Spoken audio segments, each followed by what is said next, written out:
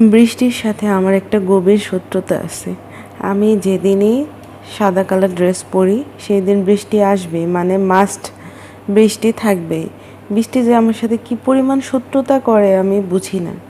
এক সময় বৃষ্টি আমার খুব অপছন্দ হইলেও ঢাকার যে গরম লাস্ট কিছুদিন ধরে, এখন সর্বক্ষণ মনে হয় আল্লাহ বৃষ্টি দাও, আল্লাহ বৃষ্টি দাও। আর ঢাকার শহরে বৃষ্টি হইলে রাস্তাঘাটে যে খারাপ অবস্থা হয় সেটা আমি আপনি সবাই জানেন।